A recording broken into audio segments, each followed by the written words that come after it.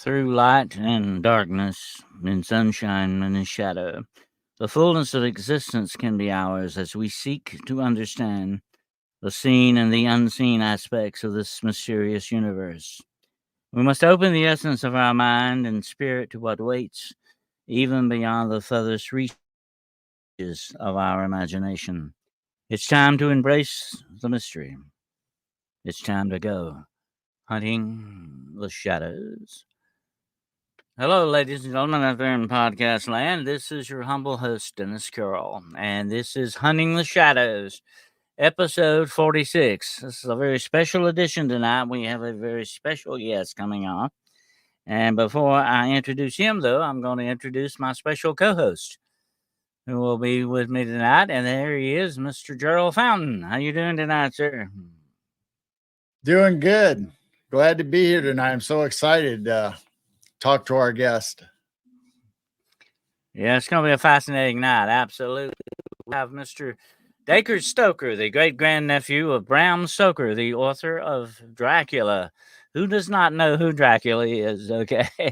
He's a very famous fellow, absolutely. And it's going to be a privilege and an honor to talk with this man tonight. I want to welcome you all here. And without further ado, we're going to start things off here, okay? We will be watching your comments.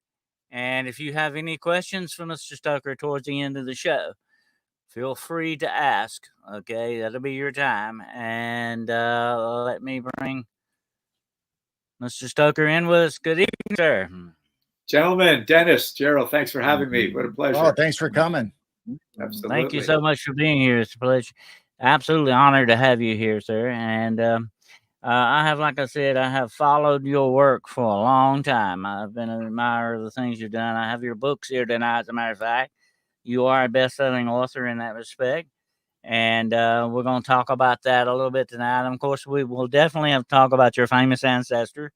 And we will get into some other aspects. I think you have, like, you're doing some shows, some recitations, dramatic readings, and I think you also have a tour. Is that right? Oh yeah. Listen, I like to stay busy. My old life before I got into this was a middle school and high school teacher and athletics coach. So yeah. Busy was like the middle name, and now I'm into the whole literary thing and trying to help everybody understand who Bram Stoker was and take some of his ideas that he left behind that I found and put them into writings that I've done with co-authors. So yeah, I like to stay very busy, do a lot of traveling, going to interesting places, doing research, and also bringing people along with me to go to see some of these places. One of the big things nowadays, Dennis, is literary tourism. People love to go to places where the stories of books took place or the author lived, things that may have influenced him. So that's another part of some of the things that I do. Well, that sounds fascinating. I've always wanted to go to Castle Dracula, definitely in Transylvania. As a matter of fact, I have a friend who lives in Transylvania. I talk to her from time to time. It's fascinating country, especially the Carpathian Mountains. That is a definite place that is full of mystery and sort of gothic horror looking thing about it. The Carpathian Mountains, I think, are still pretty wild too, the way that some people talk about. There's, I think, wolves that still roam there and all that. So it's still very much like it's always been there, in that I'll tell you respect. something interesting, which is really, it's nice about Romania, although it has the reputation coming from Uncle Bram and others. But it is one of the largest virgin stands of forest in all of Europe. And as a result, they have the largest population of bears and wolves. But they also take tremendous pride in preserving it. There's huge national parks. And one of them I've become very, very familiar with. And I hope I'm not speaking out of turn of your line of questioning, but I can tell you when you're ready to hear this, that based on Bram Stoker's notes, that sounds a fascinating. Dutch friend of mine, we have found the location that Bram Stoker set his fictional castle. And it is an extinct volcano up in those Carpathian Mountains. National Ah. Park. And I Wow. have there with my son and a guide to get Mhm. there. The permission of the Kalamani National Park, we've actually erected a plaque on the side of the mountain. You know, they Ah. drilled into a big ceremony, lots of Mhm. press. So, you know, I'm trying to make my mark in a positive way so people can follow in the footsteps of Bram if they really like the book. It's nice to go to Bran Castle, which Bram Oh, used. yeah, Bran, yeah. He used the exterior of that castle for Mhm. his description of his fictional castle, but the location is about 400 miles to the north. Oh. And, you know, I So heard there, that, there you go. they went and looked of the original Dracula, Vlad Tepes, his, tomb, and actually found it empty, which is not surprising. But, Yeah, I was telling somebody this the other day, and I'm sure you will agree. In Romania, he is a national hero. He's sort of like their George Washington kind of a thing, you know. absolutely. He's not Absolutely. what we think, you know. Yeah. Listen, you got to understand, first of all, geographically, where Romania is. It's sort of at the end of Europe, squished up against the Black Sea, underneath Ukraine, and just above Bulgaria. And on the left side, if you're looking at it, is Hungary. So over the centuries, it was very contentious, and it was sort of the Germans ran it, the Hungarians ran it, different parts of it. But what was going on? Let's just focus on our friend Vlad for a while. Back in the 1400s, he Mhm. was in power only for three Oh, yeah. short terms, a total of 7.5 years. Mhm. But Oh. during that time, he unified his country in a way that kind of had to Did be done with really a forceful hand, Mhm. because across the Black Sea was the Ottoman Empire. And the Ottoman Empire was really, really strong. These are the Muslims that wanted to take over Christian Europe. Ah, And so right. what would happen was people who were very wealthy and had their own small little mini army to protect themselves, had their individual concerns, would pay a tribute, either money or give boys to the Ottomans so they could make up their army, so they wouldn't bother them. It was like a tax, a safety tax. Ah. Vlad had enough of that, because if you've read the books, he and his Mhm. brother were actually taken by the Turks as hostage so that Mm. Vlad's father would stop fighting the Ottomans. So Vlad and his brother spent a few years there as hostage. So when he got back, he was angry, and he was Mhm. vowed to seek vengeance. Not only that, but the Ottomans killed his father and his brother, Mhm. one of his older brother. But Right. Radu and Vlad survived, and they ended up at opposite sides. Radu kind of liked what was happening, and he liked the power. So he went back to the Ottoman Empire and stayed there. Vlad sought vengeance, and he forced all the boyars to come together. And if they didn't, he either burned them, impaled them, killed them. And so he was able to unify the country using very strong tactics to hold off this massive army for 7.5 years. So that's Wow. why he was a hero. But Mhm. those are the history books that Bram Stoker looked at when he was Mhm. doing his research, to find that this man, committed atrocities, not just against his enemies, but his own people. But you have to put that in context. Why did he do it? Well, it was to unify the different factions in his country so they could, in fact, hold off the Ottomans. That's why It he's a was, hero. until he unified, it was very feudal. In other words, you had different lords, Yeah. you had different Yeah. things like that going on. And I think one of the things, and I was telling somebody this not long ago, about the impaling of people, and he would impale thousands of them on the field. I think that was a form, in some way, of psychological warfare. Kind of saying, Absolutely. "Hey, this is going to be you next. If you mess with me, this is what I'm going to do to you next." And that had to be a very, very deterrent for them when you see something like that, you know? Well, what Absolutely. we also have to realize in battlefields, people Mhm. didn't die instantly like they do now with the bombs and mortars and machine guns. They get chopped with some kind of club or a big spike ball or a sword or Mhm. some kind of Right. spear. So you're lying on the ground in the battlefield suffering. And so what would happen after the days of fighting was over, you know, the Transylvanian, the Wallachians, the Romanians, as they would be, would go and collect these people that they would find and keep them as prisoners. And then, just as you said, Dennis, as a deterrent, they would then impale these people and put them in these fields so that when the returning army came the next day, they'd see, you know, this is what happens to me if I fall off my horse. This is what happens if I get my hand chopped off. I'm going to die a miserable death at the end of this big long stick poked up my you-know-where. Right. Absolutely. Is there any truth that Vlad also drank the blood of his victims or his enemies? That's a great question. And let me tell you guys, over my 15 years of research, this is one of these interesting bones of contentions. And a good friend of mine who's no longer living, Elizabeth Miller, took these two guys to task, these professors from Boston College. One was Romanian, one was American guy, McNally and Florescu. Yeah, I remember and reading. I think they got a book about it's a great book. It was one of the first books exposing Vlad the Impaler. It was called In Search of Dracula. But they corrected themselves because Miller called them out. Here's what they did. They found a poem by a court appointed poet called Michael Bleheim.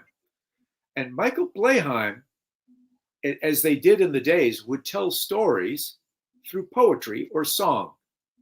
And Vlad the Impaler really got a bad reputation, not in Wallachia and Transylvania, but back in Germany and Luxembourg and the surrounding countries, because what was happening is those countries would come as merchants and do trading with the people in Wallachia and Transylvania. Well, Vlad nullified these free trade agreements with these countries because he said, I need taxes. The taxes I need to create an army. So the previous rulers had said, look, we need goods and services so badly, no taxes for you, just bring them in here. And the Germans, who were very highly industrialized back in those days, yeah, bring it on. But when Vlad came in and said, yeah, keep coming, but you got to pay a tax, they said, forget that. So anytime he caught people not paying taxes, up the pole in the impalement. So Michael Bleheim went back to the court and did this poem about Vlad the Impaler and a woodcut that was made in Nuremberg that became propaganda against Dracula. He's seen sitting at a table in the forest of the impaled with all these victims around him being impaled and body parts all chopped up in a big bowl. And Bleheim said that he would take his bread and put it in the bowl and drink the blood of his enemies. Now, when Elizabeth Miller said, that's pretty strange, she went and found another person who specialized in this sort of medieval German language, and he translated it differently. And he said, no, the first guy was wrong. He didn't say he dipped his bread in the blood and drank it. He wiped his hands and washed his hands of his enemies in their blood. So there's a slight distinction there, Gerald, but it's pretty big because when people think that my great-granduncle focused in on Vlad Dracula because he was a blood drinker, a vampire, they're wrong. He wasn't ever really cited as a vampire. He was cited as an atrocious warrior, but had the right name, the name being Dracula, Order of the Dragon, or Order of the Devil. So they were kind of interchangeable. And what Bram was looking for was a devil incarnate to be his major antagonist. And he wanted Dracula the Devil. That's where it came from. That was the connection. Yeah. That's the connection. And it just happened that Vlad had all the right background. And I know, Dennis, you told me you read Dracula sometimes 3 times a year. You know, I talked about it the other day, DACRE, that the Viking berserkers, they used to drink wine out of their enemies' skulls. Sure. It was a macho thing kind of to do. You know, it was the thing showing, hey, this is my power. This is what I can do. You know? Yeah. And although those old folklores and myths that Bram has Dracula say to Jonathan Harker in chapter 2, that's all the research that he did. And I found the books in the Whitby Library. I found the books in the London Library. It's all there. So he didn't have to make up that stuff. He got real stories from real adventurers, real historians that went there and provided him with a realistic background. And why that? Because he wanted people to think that his Count Dracula was real. So he gave a real name from a real person and a real background to blur the edges of fact and fiction. And you know what's so fascinating about Dracula is you cannot take one character out. You know, some stories you can do away with a character and it doesn't affect things that much. But every character has its distinct place in Dracula. And my favorite one is, of course, Van Helsing. I mean, he is sort of the hero. He is really the unsung hero of it in many ways. They all had heroic things to do. You know, Quincy and all the rest of them in that. But my favorite's Van Helsing. They would have been nothing without Van Helsing. They would have been in big, deep trouble.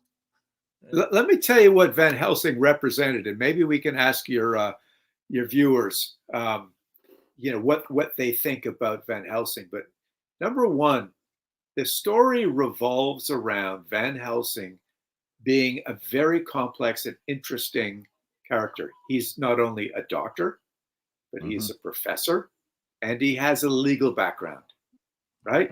That's like Bram Stoker's brothers all squished into one. They were doctors in the family, my great-grandfather being one. Bram had a legal background, as did his father, right? And professors, his older brother was a doctor that also taught in medical school. So that was like a sort of combination of all the finest parts of society at the time, as well as all the other characters in the story.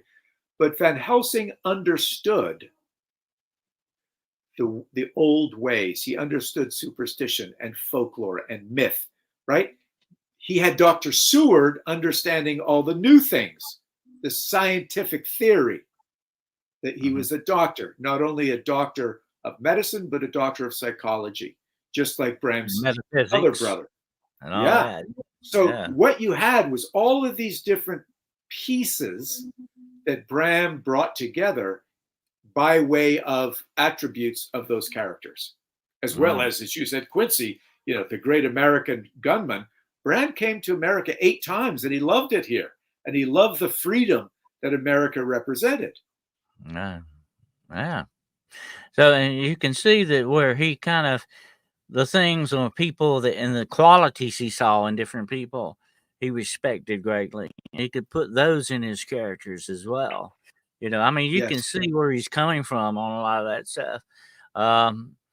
To me, that's another fascinating part about it. He has a very strong female character in here. She's not a victim, although she is sort of a victim.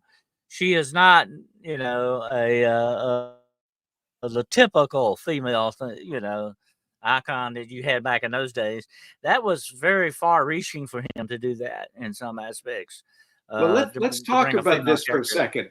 I think this warrants a bit of discussion because you got Lucy, who is a certain type of female victim, who is seriously victimized, but she represents what? She represents sort of a society lady whose only real concern in life is which of the 3 men, she's going to marry.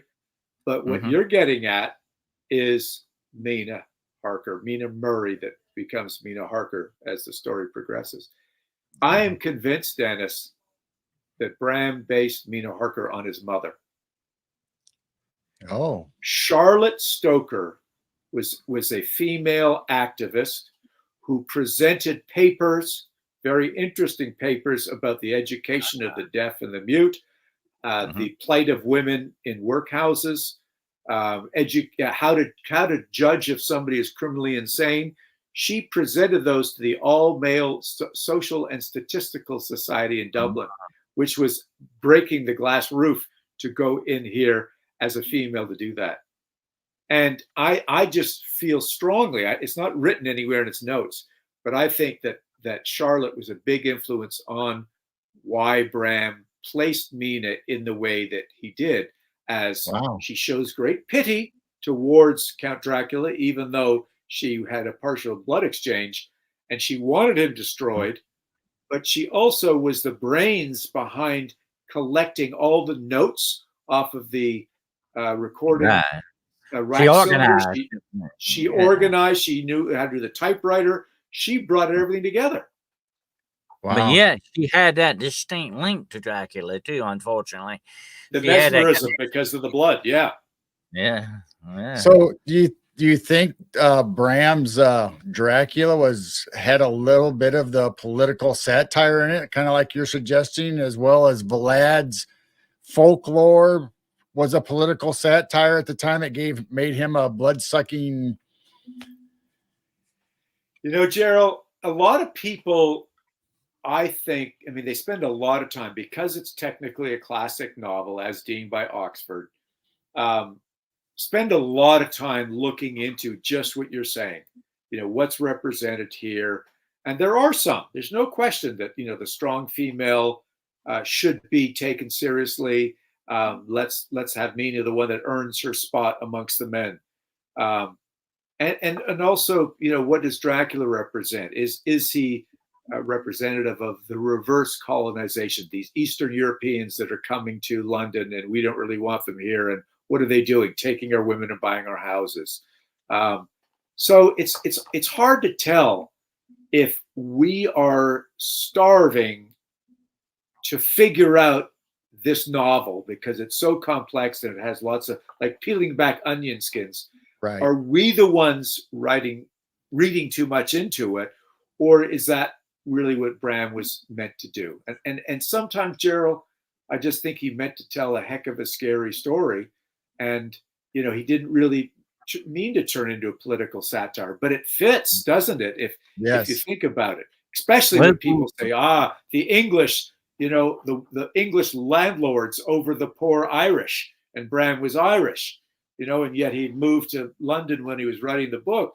But it's like, here is this, this rich lord who's abusing all of his workers and sucking them dry, sucking their blood. Is that a statement? I don't really know. It's hard to say. Definitely an undertone, whether it was actually meant to be that way or not. Like you said, there's no notes from Bram saying that, but you kind of wonder. Yeah. I think he also had a very keen interest in supernatural things, or maybe to me, I see that coming through it, that he had a very distinct interest in that. And that was a reflection of his own self, his own interest in that. Of course, as writers, you always write what interests you, what you like, what's close to your heart in some ways. And that evidently shows up with that.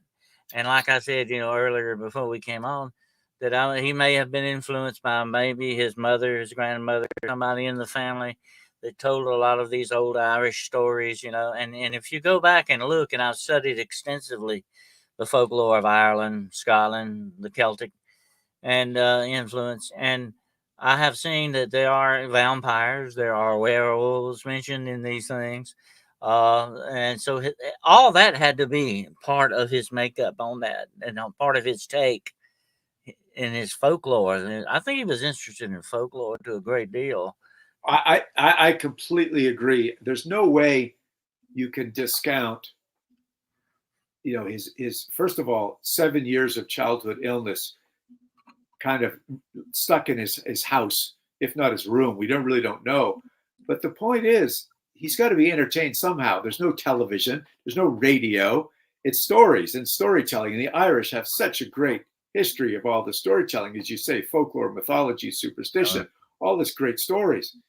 And he himself, one of the first books he wrote was a story of children's horror stories called Under the Sunset. One of the cool things I found that Bram, he's got 2 great grandsons still alive, my cousins, and they have allowed me to, when I've gone to England, to go through their library.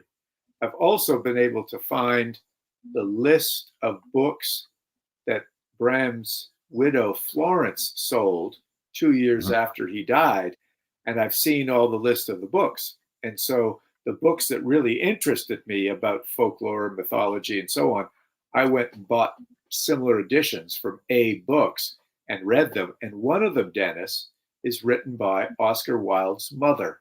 Lady Jane Wilde wrote a book about Irish ancient superstition and folklore.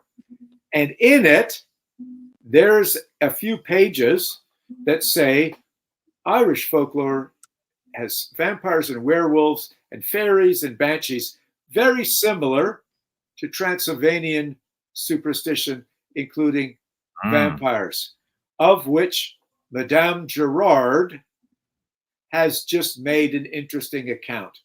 Madame Gerard is someone that Bram followed up with, I'm sure, from this book. She wrote an essay on Transylvanian superstitions and later expanded that into a 2-volume book that was in the London Library, along with all the other 26 books that Bram did his research on. So now we can source, and it all starts with Bram's own library that was sold. Lady Jane Wilde points out the similarities between Irish folklore, mythology, and superstition and that of Transylvania, and met Emily Gerard writing about it. She was a Scottish lady who lived in Transylvania, in Klausenburg, the town, and did really interesting, groundbreaking research that Bram Stoker took advantage of. And in that, it mentions the name Nosferatu, Strigoi, how to kill a vampire by driving a stake through the heart and cutting off the head. So it's almost like the playbook that Bram Stoker used to describe all the bits about Transylvanian superstition where he set the story. And the man knew his research. Definitely. He was a researcher into that. And here's the interesting thing about now that we have computers and we have all this modern stuff, we have the libraries of the world at our fingertips. He had to actively research that book by book, libraries or wherever he had to go, or people that you say, people that he knew and all that. He was accumulating this stuff. So it was definitely a very vivid interest for him. And he was very determined, you can see that determination in that, I've got to tell you something funny about these books. And I talk about this when I do my audiovisual presentations. I was contacted by the director of fundraising at the London Library about 3 years ago now. And he said, DACRE, I found something very interesting. And I'm going to need to have you sign a non-disclosure agreement. I'm going to send you a couple pictures and call me back when you get them. So, it was just minutes later, they appeared on my screen. And it was some books, and he had pages open, and there were some strange pencil marks in the margins. Oh. There would be a check mark, a little line, a symbol for NB, which was nota bene, which means take note. There was some other symbols of bridging words. And I, luckily, and this is how some things, sometimes luck comes to those people who are best prepared. I had just been researching a copy of Dracula that my cousins loaned me. I picked it up when I was in England. I brought it back. It was a first edition, but fourth printing of Dracula in 1901. And Bram Stoker had been asked by his publisher to reduce the word count by 30,000 words. Wow. So what did he do? Take a pencil and started crossing things out. And where he crossed out, sometimes he had to make bridge words with the same symbols that were in the books in the London Library. And I thought I was the only one. I was the only one who did my own editing. Okay. No, well, he had to look. Nowadays, you and I could do editing on our computer, but he was doing his editing out of a book, a copy of Dracula, to make the first abridged edition of Dracula paperback, which was 30,000 words less than the first copy. Right. But what that gave us is exact tendencies of Bram Stoker with a pencil in his hand, taking notes in the library books, which was obviously not the right thing to do. But what it did was it tweaked the guy, the head of fundraising's interest about, wait a sec, maybe there's more. So he went and looked at the published notes of Dracula that Miller and Bassang did, and Bram listed all 26 books that he used for his research. And lo and behold, all 26 of those books were sitting in the London Library in general circulation. Ah. So he went and took them out of the racks, brought them to his office, and put me on camera and showed them to me. I go, oh my God, there's another one. There's another one. There's another one. Marks in different places. And you know what we found?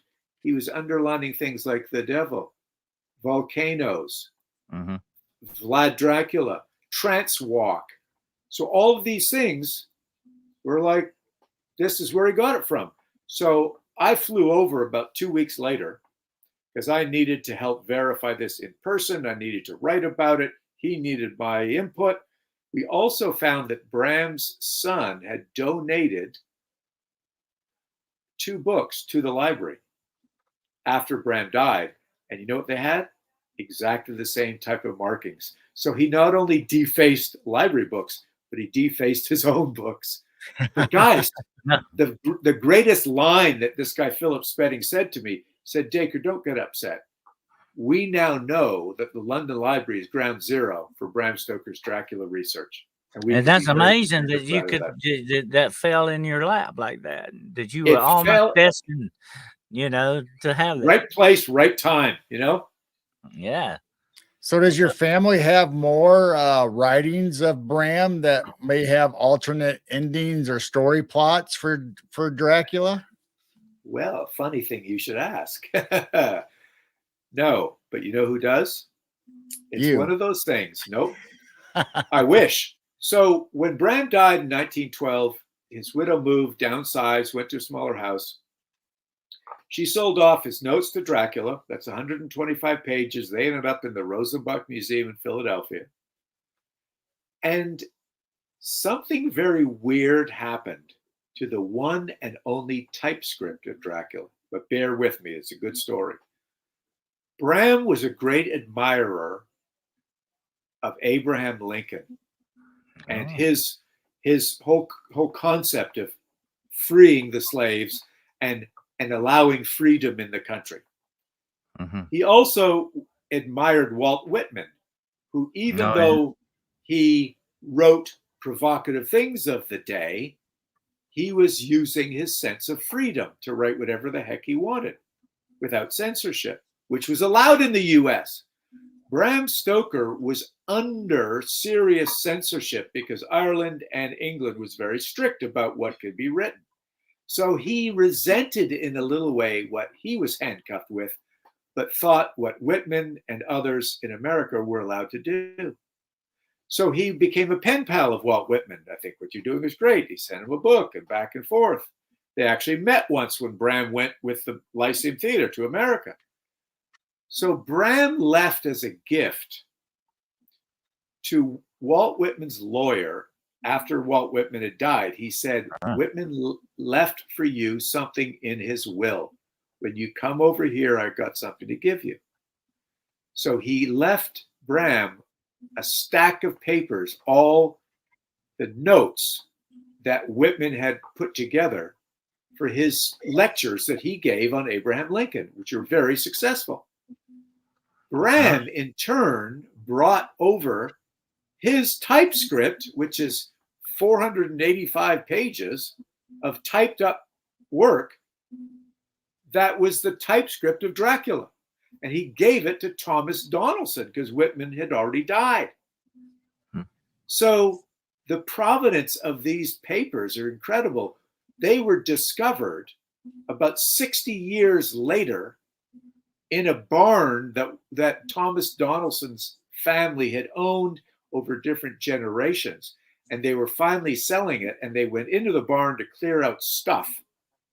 And they found in a trunk this stack of papers wrapped in like oilcloth. And it was the Dracula typescript. They didn't want it. They brought it to a bookseller. He put it up for auction. And Paul Allen from Seattle, Washington, the co-founder of Microsoft, purchased it for just under $1 million. And he allows, I think he's only allowed 6 people to study it. He's no longer living. He was living when I got to study it. And in it, Gerald, I found not only the original ending was changed, but the manuscript started on page 102. That means 101 pages were chopped out. Wow. So I believe I am now one of the only living people, because the guy that wrote with me Dracula annotated for the 125th anniversary, his name is Robert 18 Basang. He passed away just 4 months after we finished writing this book. We put together our theory based on cross-referencing the Dracula notes and what was in there, and what was mentioned in the remaining 485 pages.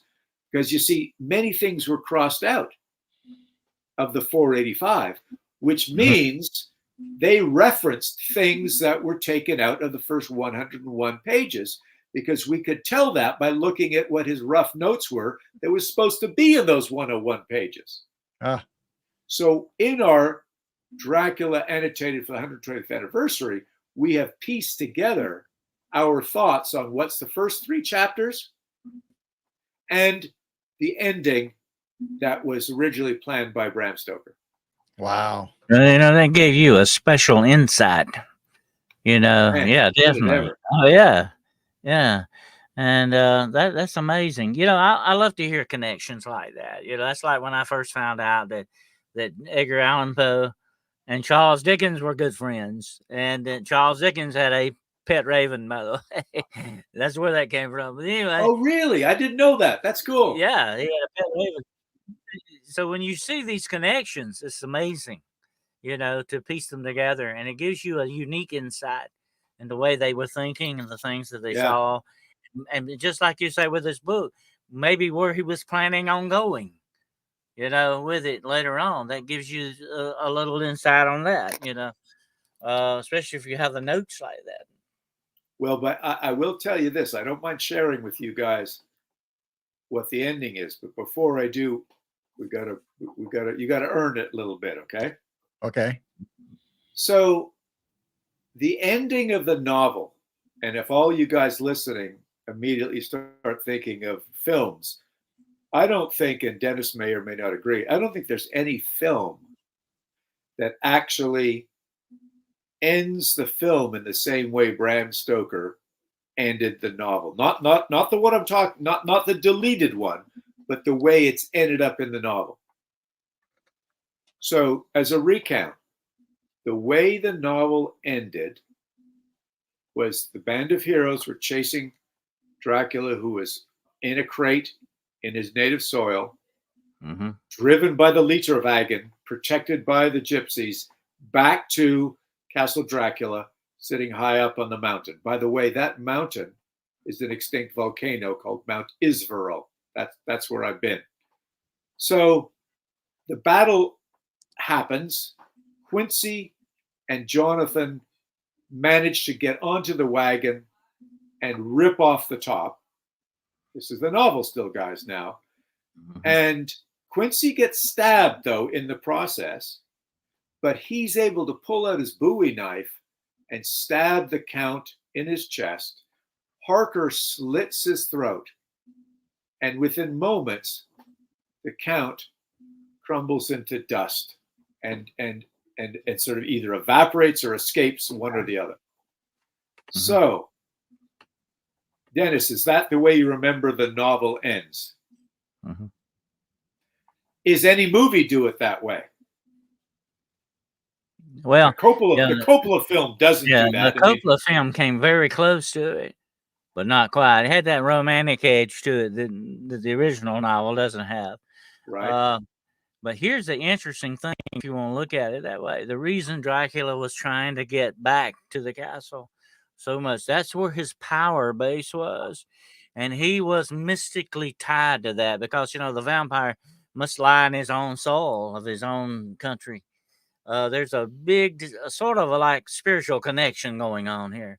And that I think that's what I read about anyway, that he was so desperately trying to get back to his power base, and he knew he could be safe there and all that. And they desperately knew they couldn't let him do that, because then he would be so much more harder to get rid of and all that. It's brilliant the way you got to look at it. It's very brilliant the way it plays out. And no movie has ever been done, as far as I know, that ever truly captures that actual feel of the novel itself, you know. And they were racing. Do you remember they were racing the sun going down? They had to do the dirty deed before the Count regained his powers of darkness. So that has a fallacy. There's a problem with the way Bram described that ending if they truly wanted to destroy the Count. What's the problem? Wasn't a wooden stake. Exactly. And what's interesting is not just once in the novel, but twice. Once when they were having to stake Lucy, but the second time when they were in Galatz, planning to intercept the Count when his ship came in. The band of heroes were all standing around thinking, what are we going to do? Van Helsing says, we must take off the lid, wooden stake through the heart, cut off his head, and insert garlic, just like we did for Lucy. So, Gerald, what happened in the battle? Why, in the most important pinnacle battle, where the hell are the wooden stakes? I think the way it looked to me, DACRE, it was moving along so fast that really, I think he kind of had to sacrifice that, because it would take time to do the stake thing, and it was a very fast thing going on. They were dying. Some of them were getting stabbed. All this other stuff going on. But according to folklore, and I think you know this well, because I know you've researched the folklore on vampires as well as I have, mostly the stake is sort of a temporary thing. You pin them down until you can eventually, what Van Helsing was doing, you have to decapitate them and then burn them to ashes. That takes a while.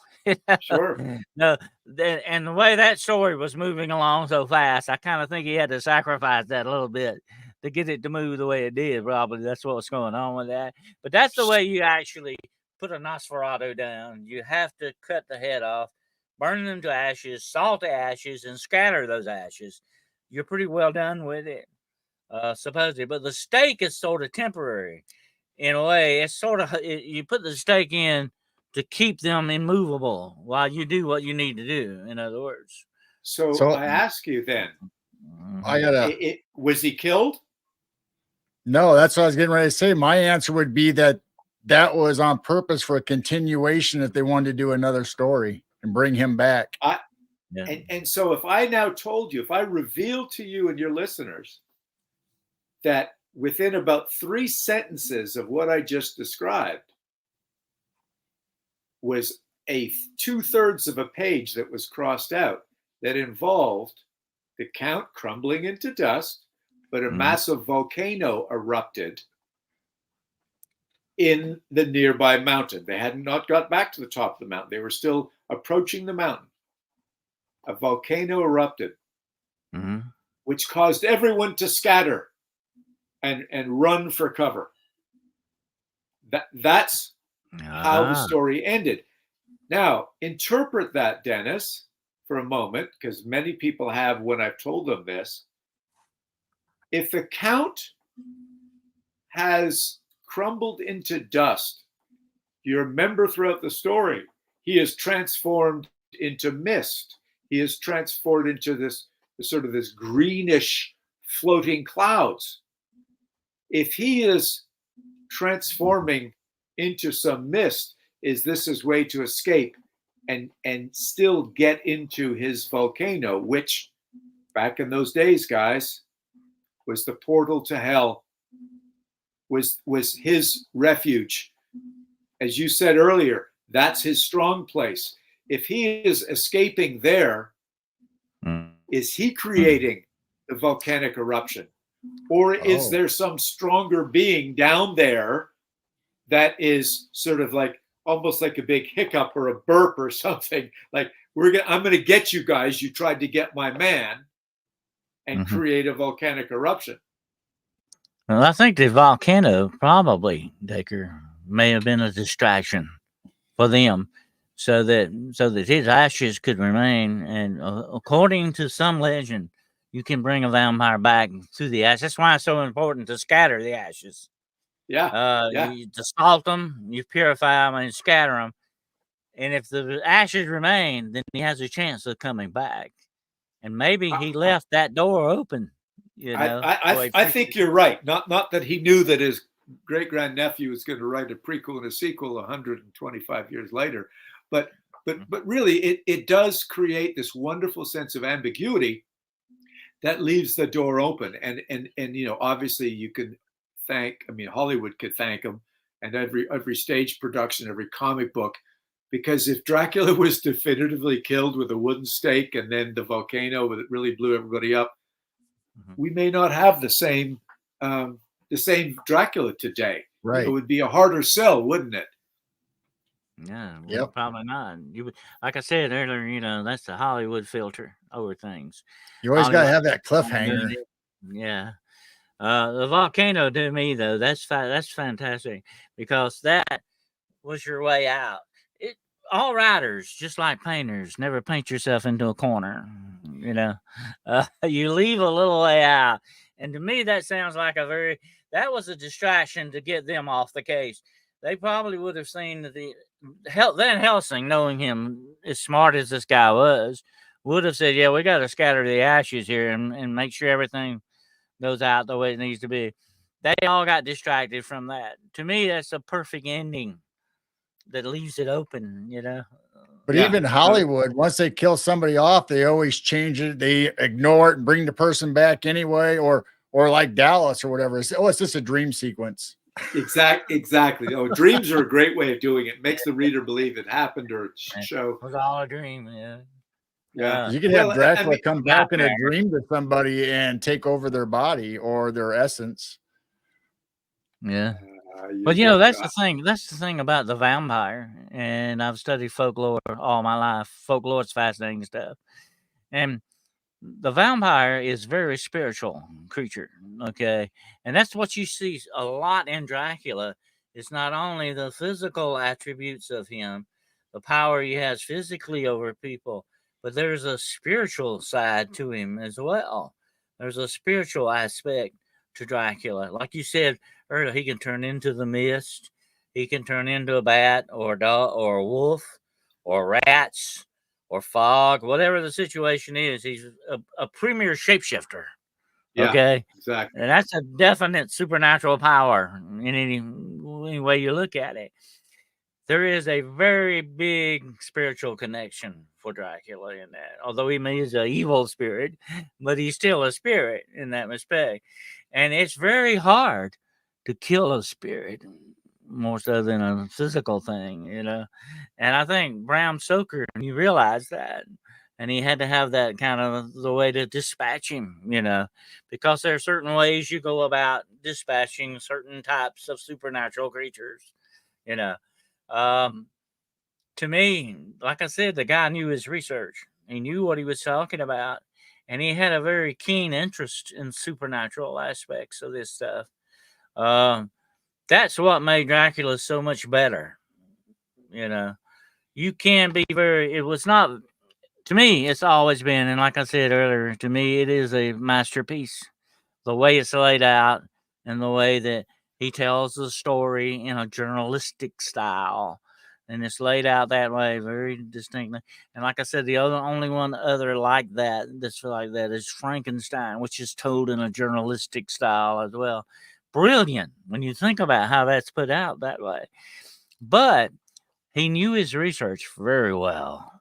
And you have to admire that part of it too, okay? Because he really had a handle on it in many aspects, more so then than we do now, Since we touched on the ending, whether Dracula's alive or actually dead, is there any folklore throughout time that brings Dracula black and blames him for stuff going on in history, whether it's a plague or people dying in an area or. Well, I'm glad you asked that.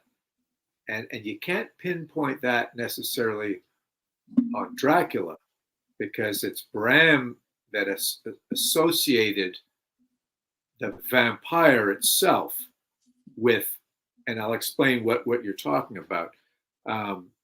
In general, in the 1500s, there was a lot of contagious diseases floating around Eastern Europe, all the way into England, Ireland, Scotland. People didn't understand germ theory.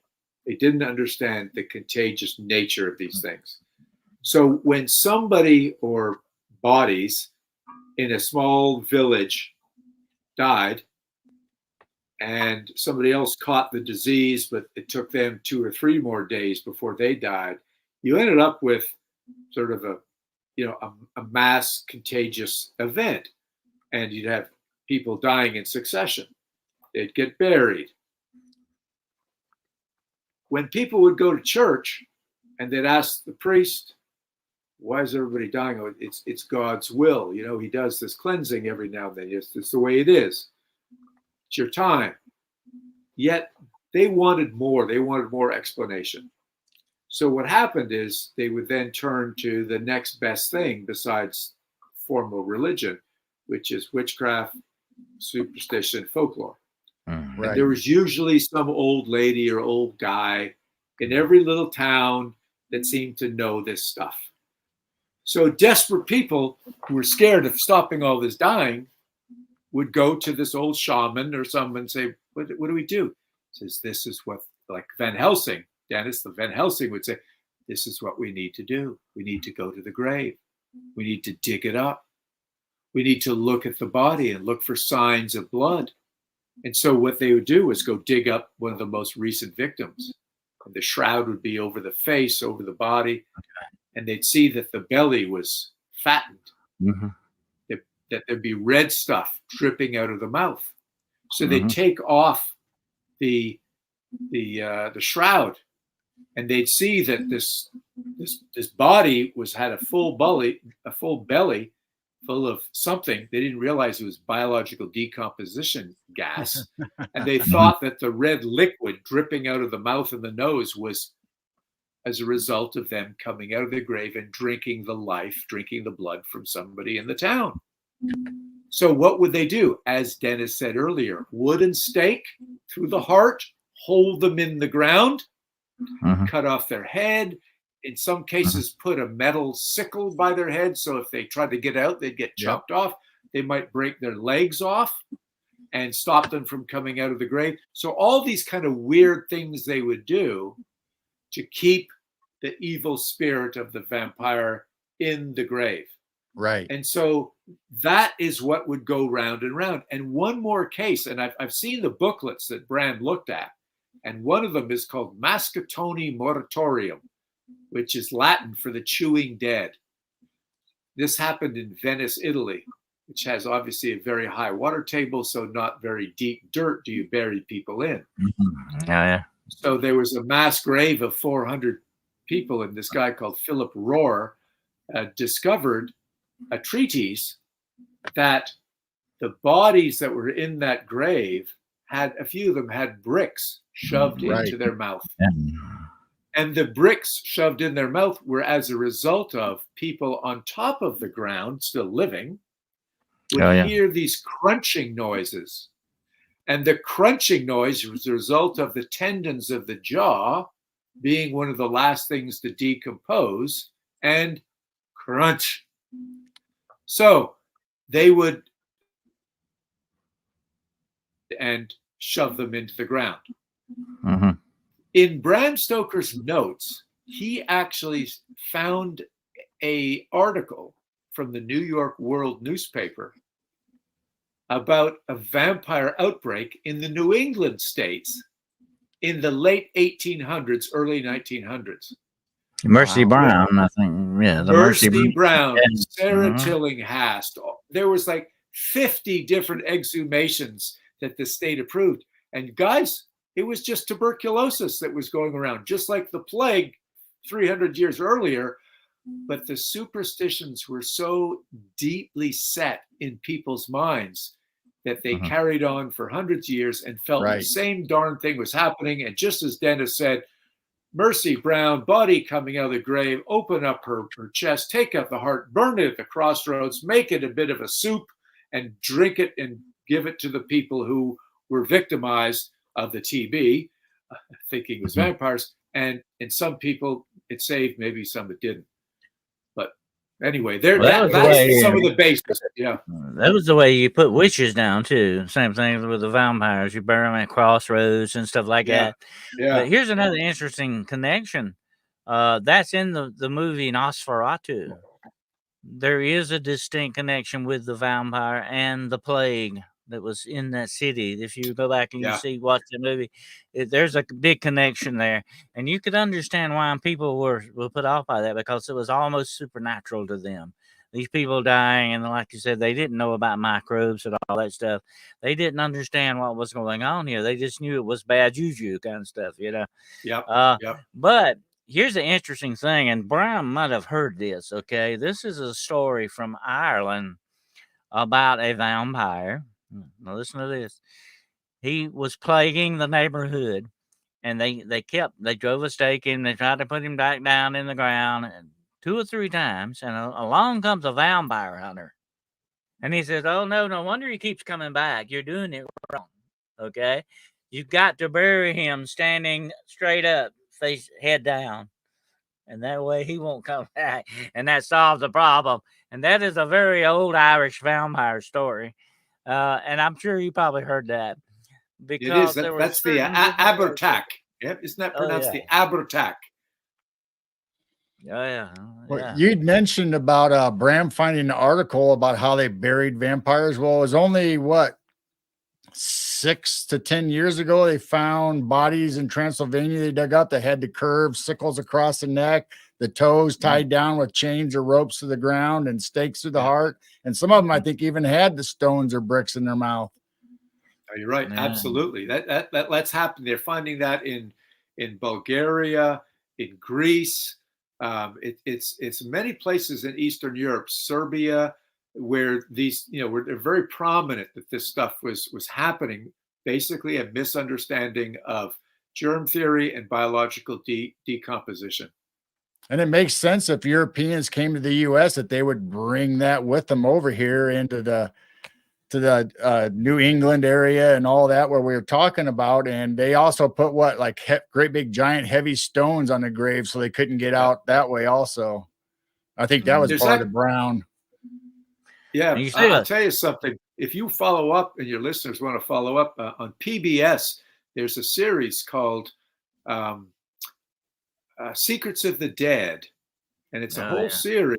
And there was an episode that I was actually on called Vampire Legend, and it discusses this exact phenomena of finding these bodies and how do you explain these weird deviant burials. Guys, they found in 2004, just 20 years ago, a contemporary vampire exhumation in Romania, where people still believe, just 20 years ago, that this is what you have to do. Took out the body. The daughter was really dies hard. Absolutely. Yeah. But I've had a lot of people, DACRE, come to me and say, a lot of people have said this very erroneously, that you see these old graves with the iron bars over them, the cages, they say, "Oh, that's to keep the vampires in." No, that was to keep body snatchers out. Okay. But that would not stop vampires. They would come up through that. They could come through, but body snatching was a big deal because people wanted to take jewelry, but they also wanted to look at the bodies and use them in anatomy class. Oh yeah, and it was a big business to a certain extent back then, like with Burke and Hare and all that went on with that body snatching. But to me, the interesting thing is the different aspects of vampire lore and all that.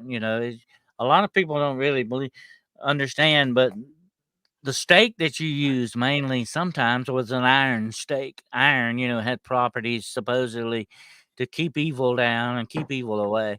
But if you had to, a hawthorn stake or a mountain, I think mountain ash, you had some Nash. kind of wood you had to use.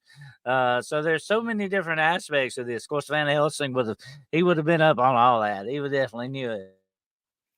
But like I said, Bram was doing his research, and you got to admire him for that. As a writer, I can admire that very greatly.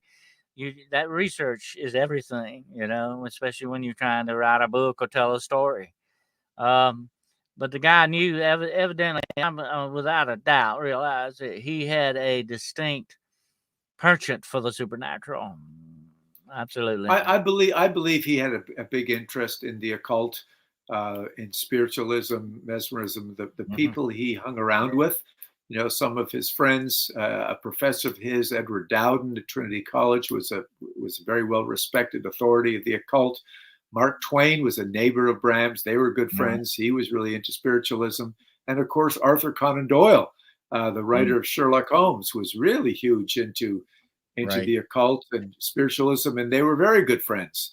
So, the world was smaller, the social circles were smaller, but those are the people that my Uncle Bram, hung around with. Is there any historical records or folklore of actual families that were like vampire hunters or ghost hunters when Bram was writing all this? I mean, I know we have Val Helsing and Grimm's Fairy Tales. That movie and that series is kind of the same kind of genre. But was there any real families or names that came about? I haven't found anything in that area, and it's interesting because I've been looking very closely at the main characters in the book and tried to figure out, do these people have their origins in real people that Bram knew? Because he did that quite often in the books. He took elements of real people, and it would make sense that if there was somebody like a Van Helsing who understands the vampire side. I think elements of Van Helsing came from his brothers, the doctors and the lawyer side, but I haven't found anybody yet who actually hunted the vampire. Even in the books in the London Library, it was more of, there was men who were learned men. A priest was one of them, another doctor, and other adventurers that wrote about it. They wrote about the different superstitions, but they weren't necessarily, carrying around those little briefcases that we see at antique festivals and online for thousands of dollars of vampire hunters kit, which in actual fact we know those to be pretty much fake.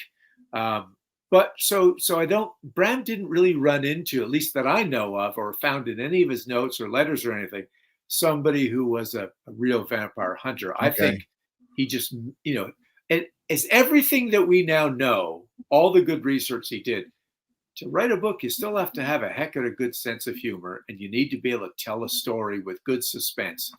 And a lot of the stuff has to be made up, but made up in a way that gels with your research.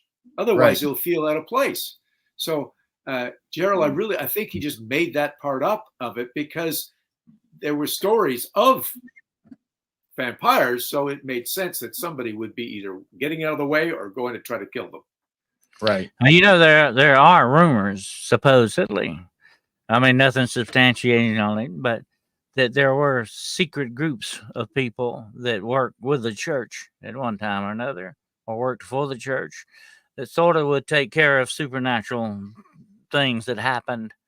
I think, though, the interesting description of Van Helsing and Dracula is that he was a doctor who was very knowledgeable on rare diseases, sort of thing. And vampirism was considered somewhat of a disease, in that respect.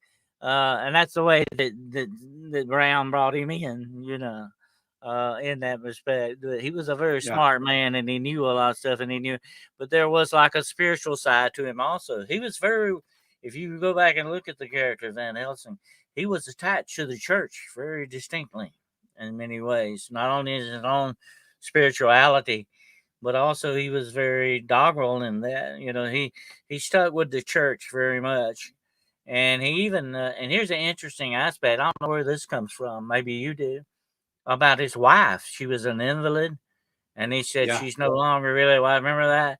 And yet he would not divorce her because he was a very good Catholic. He wouldn't, do that. Yes. Yes. That's an interesting side. I'm glad you picked that up. I mean, it's a small detail, but it's something that Bram did a lot, was these teeny little details that would round out the character, that if you look deep enough, usually in your second or third reading, you'd see, there's more to this guy than really meets the eye, that he's got this wife, she's invalid, she's unable to perform wifely duties, she's maybe in an asylum, who knows, but he hasn't divorced her. He's still true to her. And he's had a son that died. We don't know exactly how, but it's little things like that as an author I find fascinating, because it gives us a lot of material to work with, especially if you're a screenwriter. And if you take a look now at how the characters from the novel have proliferated after the novel. I mean, there's now whole movies all about Van Helsing, just all by himself. There's now a daughter of Van Helsing, or a granddaughter, or something like that. Yeah. I mean, it's really interesting that the character was pretty well disclosed in the novel, but not fully fleshed out to the point where you think there's nothing more to learn about him. And now there's plenty to learn, because creative writers and screenwriters can really go to town with it. Is that how we get the brides of Dracula in the movies? Is it an extension of what the original was, or was there any hint to that? What there might have been more than one love interest? That's another good. That's a great point. And in the novel, it's one thing. In movies, it's something else. In the novel, we really don't know. Are they brides? Are they sisters? Are they just concubines? What are they? A lot of folks think it's close to the Shakespearean sisters, the weird sisters in Macbeth. But the brides thing came around in the films, because obviously the films needed to depict sexuality and these voluptuous ladies, and so we got to have a reason to be focused on them. So what's the mystery surrounding them? What else can you look at? When you think about it for a second, there's not a lot of help in the castle, right? There's either Dracula has killed them all or converted them all. He's got these gypsies that come in from time to time when he's got to move his crates of dirt around. Yeah. But what do you got? You got basically the three brides, the three ladies, the three women in white. So you got to look into something. So I found that quite interesting. Right. Sort of a vampire family thing going on there, definitely. But, what's interesting to me, Bram was deep into the theater. And you bring that up about the three weird sisters. That could have been influenced. Macbeth is definitely a supernatural play. Okay. Yes, absolutely. He knew that. He probably saw that before many times. So you can see where a lot of his inspiration comes from in these areas. It's fascinating to look at. But the thing about the brides, I don't know. I've always wondered about. They're sort of a prelude to what happens at the very end, and I think it's sort of a dramatic thing that's brought in, because Van Helsing has to deal with them, to a certain extent. So that's sort of a distraction for him, in that. So I can see it's where to throw him off the trail, in a way. That's a good point. He's got to protect Mina as they're he's trying to protect her while the band of heroes is trying to kill Dracula, which will remove the curse. And the only way he can do that is by destroying the three brides. And that's not an easy task. They are rough girls too. They attack a horse. They kill horses. Yeah. They are bad gals, definitely. And it's very dramatic. And yet, yeah. And since you brought that up about the three weird sisters, I say, yeah, that might have been some inspiration, definitely there for that. Absolutely. Yeah. Well, you mentioned he was into theater. He was a theater manager for Henry Irving for 27 years. I think that's an understatement. Yeah. You know, he's into the theater. That dominated his life. They traveled to America for 3 and 4 months to do theater all over the country, traveled throughout Europe. The theater in London was dramatically changed and revolutionized by Bram Stoker and Henry Irving. And it became a much higher form of entertainment that all kinds of upper crust of society would go visit. The lines were well delivered. The actors were wearing proper costumes. The set designs were accurate. Bram and Irving and the set designer would go to Scotland to look at castles when they wanted to put on Macbeth. They went over to Nuremberg, Germany when they were putting on Faust. So they were doing all their research, and it cost a lot of money. And Irving wanted things done right, and Bram Stoker needed to balance the budget. But just like in the novel, Dennis, he wanted to do his research to get and set the stage properly. That's what was the big thing in his life for the theater. And you're right, it was a huge influence to him. That's interesting. Yeah, there's a lot. You can see a lot of the influences that these things had over him. Definitely, I think, and it helps you understand him a little bit more when you see that. You know, and it makes a person more rounded. It's just feel that's a strange thing. And you being a novelist, you know what I'm talking about. When you write a novel and you put so much of yourself into it, you know, so it's not just the creative process. You're putting yourself into it in many ways. Uh, and I think Bram definitely did that with Dracula, and it was his greatest novel of all. Of course, he did. I like the White Worm. That was great too. He did some other good stuff. Okay, besides Dracula, evidently he was a great writer. I don't think he really got to exercise that as much. Time, fortune, whatever came down the line, it kept him from getting deep into that. And he started, I think, later in life. Did he not? I mean, pretty late in life that he started writing and all. He did. It was much later in life, into his, sort of mid-30s when he started writing. But I want to drop one for you guys. The Mystery of the Sea is one of my favorite novels. And the other one that you mentioned, The Lair of the White Worm, is very sad. It was the last novel he wrote. He was vacationing in Cruden Bay, Scotland, which is north of Aberdeen. This is the town he spent 11 or 12 of his summer holidays there. He wrote parts of Dracula there, and he set 2 other stories there, Mystery of the Sea and The Water's Mouth. But he had a serious stroke and left him partially blinded. His brain wasn't working right. But his publisher encouraged him, really more than encouraged, pleaded with him to squeeze out one more supernatural thriller before he died. And he could use the money because Irving had died, left him no inheritance, no pension from this Lyceum Theater. So he did what he had to do. In his ill way, he wrote a book that was an interesting, strange story, a little, fairly disjointed and kind of running on in places. But when I read it, I felt this is why. The guy was not at his best. His brain wasn't working right, but he still managed to squeak out this story, which kind of makes it sheds a different light on the story when you do read that. Huh. Yeah. Very interesting. Was there any attributes to Dracula that Bram brought that nobody else had in the books that he researched? Like the cross, where they pun away, or seeing themselves, not being able to see themselves in the mirror, or the holy water splashed them, or not going out in the sunlight. Was any of that stuff or anything new in the book that Bram brought to the superstition or folklore of Dracula? Great question, Gerald. The sunlight thing is something Bram did, I'd say, invent himself. when I've studied the notes extensively, as I said earlier in the show, and read the books that Bram had access to in the London Library, I found a lot of the information that he got about vampires, about Transylvanian superstitions by this Scottish lady, Emily Gerard.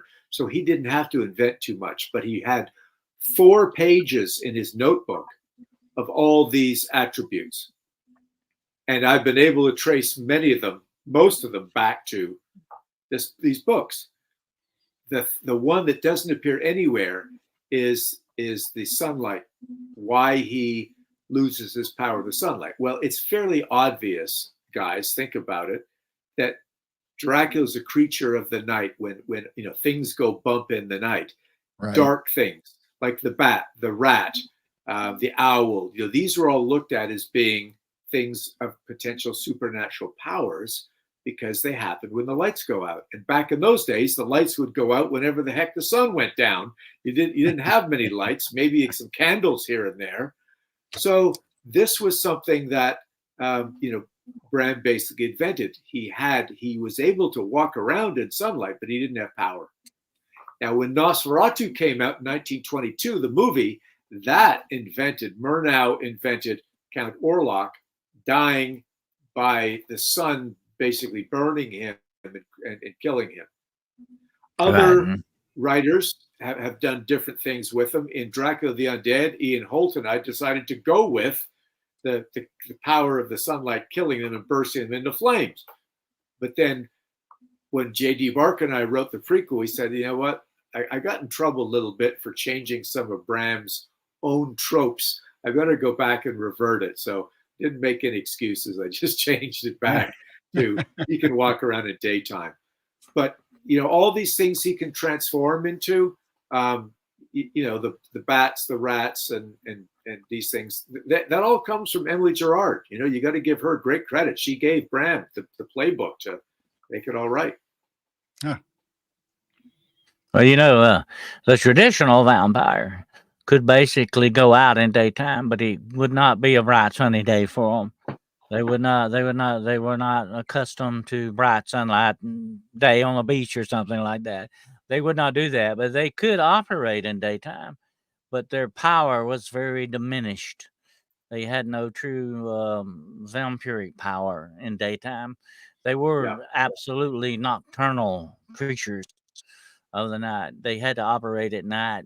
And the premise on that, of course, was that anything that inherently evil could not linger long under God's own sun, and be able to function. That was what the whole thing was, a spiritual thing about it. But that was what's the interesting thing to me when I read Dracula for the first time, that he is actually seen at daytime several times, and that is mentioned in that. But like it says, and I think Van Helsing says it, his power is not where it is in the daytime. It's at night, is when after sunset. That's when right. You don't want to mess with him. That's when he gets more powerful. Yeah, no, you're absolutely right. Van Helsing said that exactly. So, boys, we got to get to work. We got to make sure, that we get them done. And that's the whole thing. Like, why they got to get back to the castle. Van Helsing and the boys are trying to stop Dracula from getting back to that castle before the sun goes down. Otherwise, he'll be a much more formidable foe. That's when he would have been too hard to deal with. Then they had a better chance before the sun went down. Absolutely. And like I said about Coppola's film and all that, comes very close to the flavor of the original Dracula. I would love to see a movie made one day, though, that stuck strictly to the book, absolutely the way it is. It would be fascinating to watch, or even a play that would do that. Of course, that would be hard to do it on a play, to do it on a stage, because there's a lot of action going on in that. But it would be interesting to see somebody come out with something very close to that. I'm going to throw the discussion out open to everyone listening. If you have some questions you want to ask Mr. Stoker, now is your time to do it. Let us know if you got anything you want to ask or any observations you want to make right quick, and we'll put it up. But the one thing I that I always liked about Dracula, to me, is these people who are strangers at the beginning. They all get together and they have a common bond towards the end, and they become almost like a family in that respect. You ever notice that part of it where they become like family? That is one of Bram's big themes.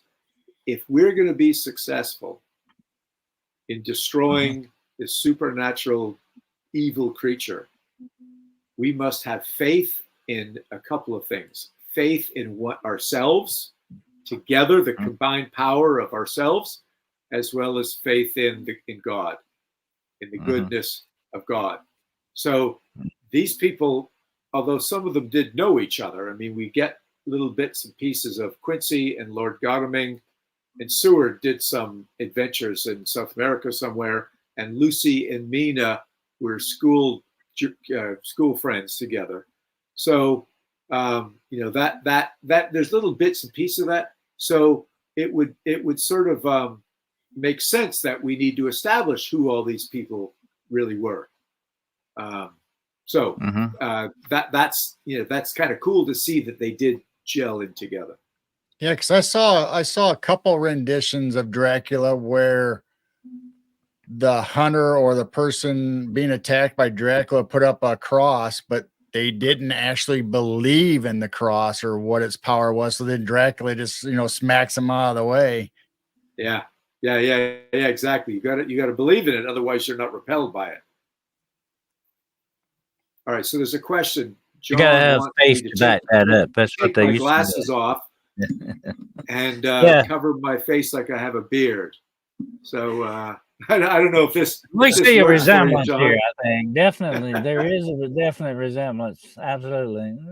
Yeah. Okay. Well, I think the biggest attribute that you have is your sports. I mean, we know Bram was involved in sports once he came out of his 7 years of being sick, and then was very active. And you were also active in tennis and Olympics and stuff, right?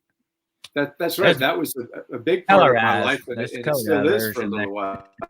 Yeah. It's helped me, sort of enjoy life to its fullest. You might want to think about growing a beard. Not too much. I'm gonna tell you what. Just I don't know. What do you think, Gerald? Those eyes, definitely. You got the eyes. That picture, they're piercing. Yeah. Absolutely. Well, genetics. There we go. Yeah. Hey, here's a question for the listeners. What character in the novel has many attributes of Bram? Now that you've heard me talk all about Bram. Oh.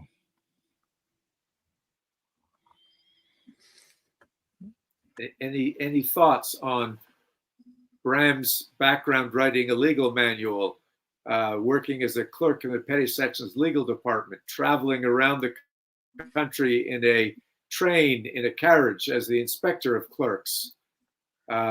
Who was that kind of guy in Dracula? And he's very clerical. He had a very clerical background. Is that right? Absolutely. That may be why he was very thorough in a lot of his stuff. He's very thorough in his research, Yeah, somebody wrote it. Donna did. Harker. Absolutely. Jonathan Harker is so much like Bram Stoker. It's incredible. And so many movies depict Jonathan Harker as a weenie. But in the novel, he actually is the guy that gets abused by Dracula in the first 3 chapters, but comes back strong and is the guy at the very end who's able to slit the throat. He hangs in there. So yes, I'm glad a number of people got it right. Jonathan Harker and Bram are very, very close when you analyze everything that you know about both of them. So I'm glad some of you guys got that. So that's at least 2 known family members or people in Bram's real life that he brought in the novel that we've talked about tonight. So you got the mother is Charlotte, is Mina. Bram is Harker. Dr. Seward is his other brother, who was a doctor, his name was Dr. Thornley Stoker, was the one that did both mental and physical doctoring. So that's 3 of them. Van Helsing, I think, is an awful lot like a guy that Bram met called Arminius Vanbury, who was an expert in Eastern European folklore mythology. Okay, do you know if there are any sight or psychic ability? Oh, geez, There's one thing. This is cool. There's Okay. There's one thing that Go ahead. there's one thing that Bram Stoker and I disagree on. I liked Quincy, and I didn't like for him to die. That was one thing I was kept Quincy from dying, but I guess somebody had to go, and it was him. But somebody had to go, you know. And here's what I think: he really did enjoy, and he had great respect for America. But I also felt that his British readers might have felt it's easier for an American to go, and not one of the British guys to go. So maybe that was it. I do want to answer John's question, though. And I'll just tell you this, John, and anybody else. You're asking a question that I could talk about for another hour, and I don't have that much time. But I'm going to tell you this. Here's a website that's worth its weight in gold because it's free. And the answer I'm getting to, John, is bramstoker.org. It's a website put on by a college professor. It's all of Bram Stoker's writings for free. You can read either PDF or a text version of all his writings. Go and read the short story, The Seer. Okay? The Seer. It's about second sight and premonition. Bram Stoker experienced it, and I believe Bram believed it himself.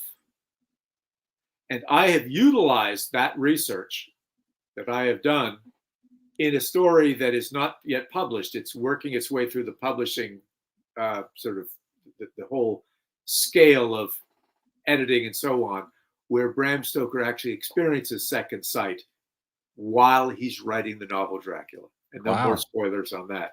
But I believe, as far as, you know, a story on a show like yours that deals with paranormal, Bram Stoker was an early paranormal investigator. Mm-hmm. That's interesting. Wow, cool. I would definitely would take Brown investigating with me. Absolutely, I would. I would definitely like to have him in backup. Absolutely. We've got some of the more questions here. Let's see what we got here. Here's another one while we're waiting. Any of you folks ever read the short story Dracula's Guest? It's also on this free site, bramstoker.org. Dracula's Guest is great. Oh, yeah. Was but that's sort of the a prelude original, a little bit to, it was, Dennis, it was chapter 2 originally of Dracula. It's one of those, part of the 102 pages taken out. And, you know, that happened. And I find it interesting. Like I said, he knew his research. Walpurgis Night was the night of evil that they referenced in that. A lot of people do not know that. And that is not real common knowledge on that. So, like I say, he was deep in research on this. He knew his stuff. You see that alluded to in my favorite Dracula movie is the original Bela Lugosi. I mean, that's my favorite. That's almost like a work of art when you watch it, you know. To me, it is. Although there's been some great adaptions. That's my favorite. And that is mentioned, you know, they cross themselves. So, no, you don't want to go out on this night of all nights, you know. You definitely won't do that. So it was not only did you know, Harker arrive in the wrong place, but he did it at the wrong time as well. Yeah, that was kind of interesting the way that was set up.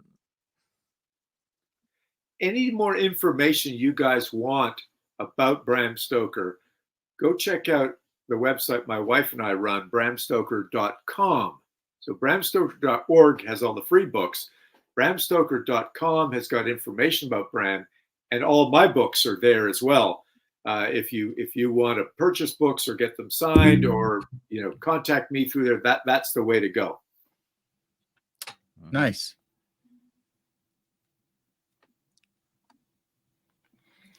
Any other Absolutely. questions, guys, as we wind this down? I was gonna make sure there wasn't any more questions right now. I think that's it right now. But yeah, let me show your books there, right? Some of those out there. Since we've been talking a little bit about them, I'm gonna show what they look like here. This is the one that's Dracula, and it's sort That's of the the prequel. Yeah, origin story. Yeah. Yep. And your other one here, and I know you've written more than these two, but these are my two that I've got here. Yeah. Dracula, That's the the sequel. Undead. That's good. That's great. This is the sequel to Dracula. Yeah. And, So and there's what's in one. the future for Well, Dracula and that you have coming? Any plans? Oh, geez. Well, I got 3 books in the works, but I did want to plug one other before we go. It's on Amazon, and it's the Dracula annotated for the 125th anniversary.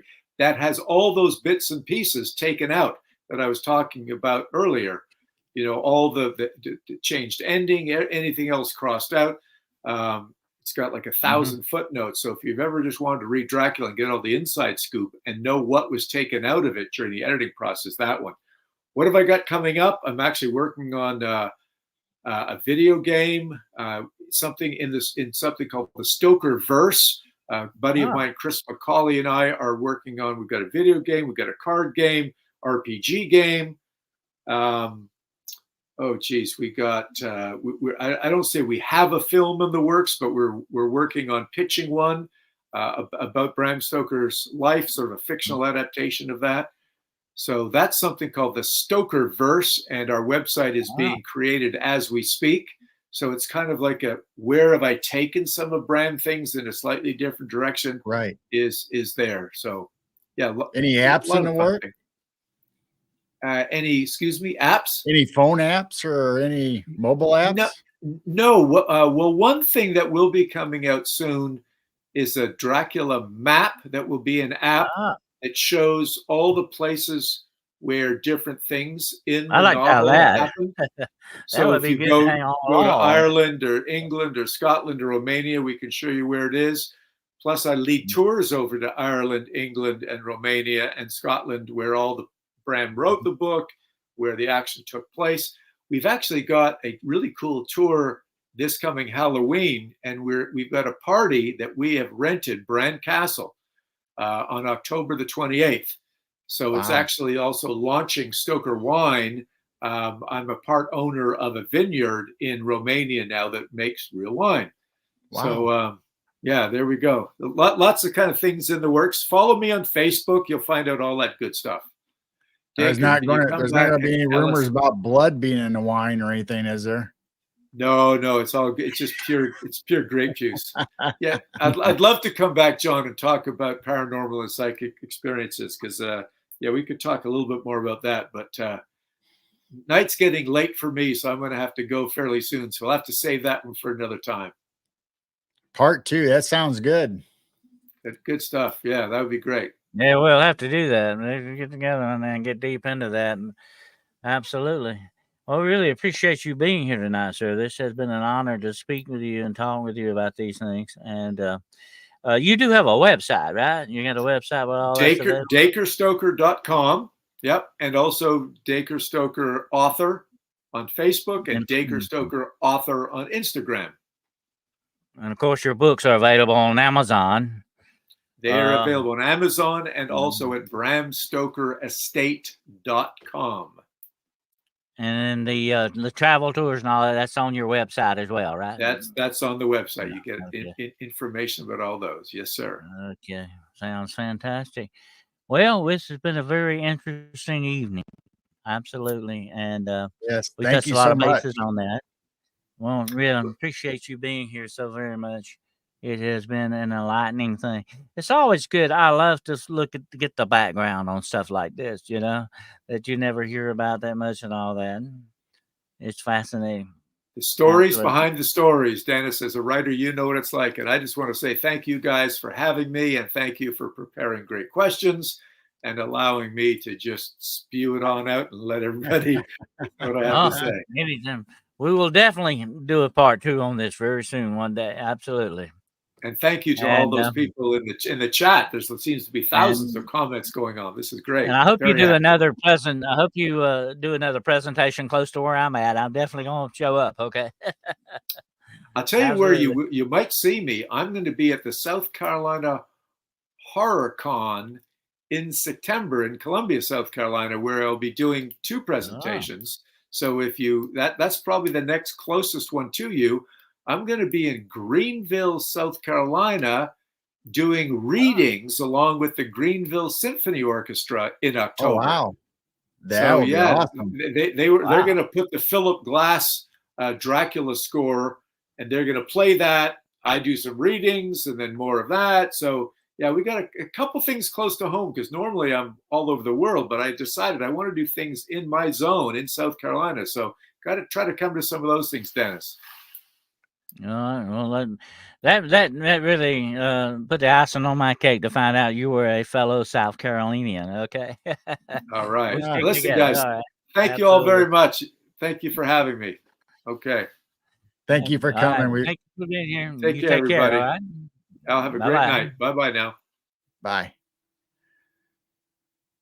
Well, that was fantastic, Dennis. Yeah, that was a great show. He is a fantastic guest. Absolutely. And like I say, we will definitely check his website out and see what he's got planned in the future. I wouldn't mind going on one of those tours with him. Absolutely. Yeah, that'd be interesting. And to hear him read and the orchestra behind him, how dramatic is that going to be? That's going to be fantastic. Yeah, that's what I would like to do. I'd love to hear some of that dramatic readings that he does. And like I say, and I found out too late when he was very close to me. He was right up the road from where I'm at. I could have went. I didn't know about him, but that's the way it goes with advertising nowadays. That's why I say advertising is very, very important for anything. But the newspapers we have nowadays are not like they used to be. You don't hear about things like you once did, you know? Right. But that's the way it goes nowadays. We'll have to put all that in the description. You'll have to edit it and put that his websites and information in the description if you don't already have them there. Yep. Put that up there. I was going to see if anybody had that down, but I don't think so. But anyway, maybe I shared the bramstoker.org, but I didn't put his actual website that him and his wife did. I didn't look it up and put it in the chat. It was DACREstoker.com, I think, mainly. Wasn't that it? Yes. Yeah. So it's kind of easy to remember. Says I was just reading what some of the comments here.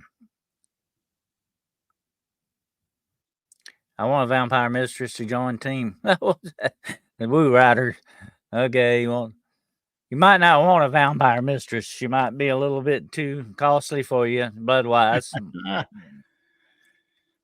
There you go. I'm gonna put that up. That's it. There we go. That's BramStoker.org.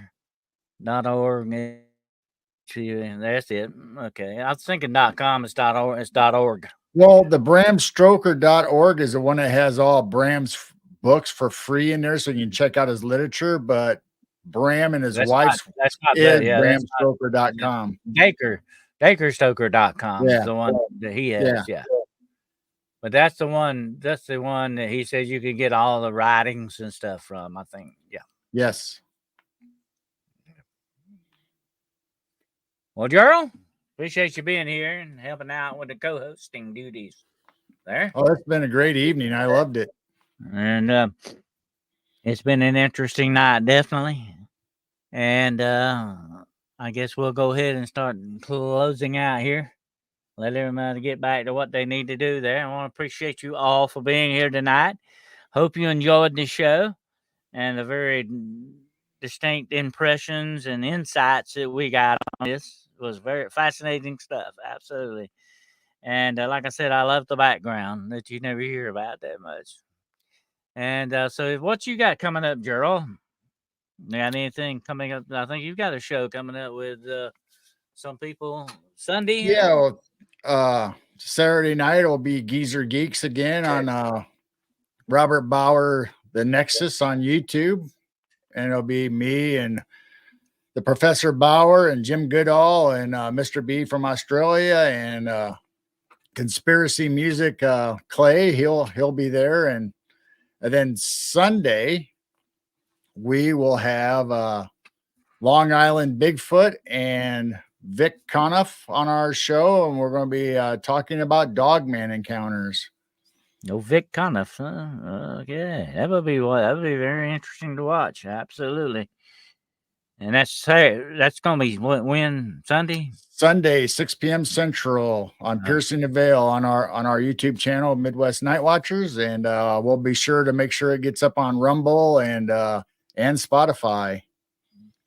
Okay, we'll make a note on that. Definitely, we don't want to miss that.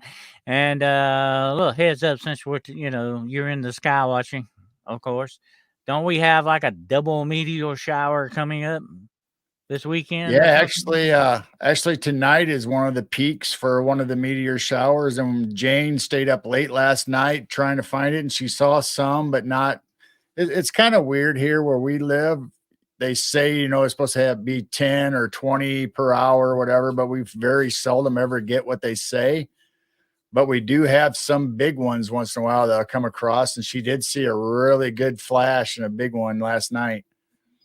Ah. Yeah, and then you've got I think in like maybe 2 weeks or so, the Paraseed meteor shower. Right? Yep, that goes all the way. It goes several months. It's just not one particular weekend or a period. It's a long one. And if the weather permits, we have a sky watching camera that we put up on our 24/7, and you can watch stuff moving in the sky. And a lot of times you'll see a meteor streak across the sky. Well, that ought to be interesting. Well, I can always count on it to get cloudy when that happens. Okay. Just like we were supposed to see the northern lights because of that sun flare, but it didn't quite come down as far in the U.S. as we thought it would. But some people up north might have got lucky. I got a little glimpse of the northern lights that time, but not a whole lot. I mean, I had a lot of light pollution wiped it out. For me, it wasn't cloudy that night. It was amazing. I expected it to be like a thunderstorm or something come in. But that's the way it goes. Well, all right. I guess we'll go ahead and close it out for tonight. And appreciate you all being here, your support. Appreciate the stickers. Absolutely, all the support, the financial support you've given us. And it is greatly appreciated. And don't forget, we do have membership open. Gerald has memberships open too, don't you, Gerald? Actually, we are not monetized. We decided not to do it. No, you're not. Even though we can, we're not that we don't want to in the future or anything, but for right now, we're just concentrating on the people in our chat and having a good time conversing with them. And someday we might do it, but right now we're not. Yeah, that might be in the future then, definitely. But I appreciate all that you're doing out there for us, and thank you for tuning in to this very special edition of Hunting the Shadows. We really appreciate it. And until we get together again, Amplitur Mysterium. That means that's Latin for embrace the mystery. Okay. And until you do that, we will meet again for the next edition of Hunting the Shadows. And until then, take care. Bye, everybody. Keep looking up. Bye-bye.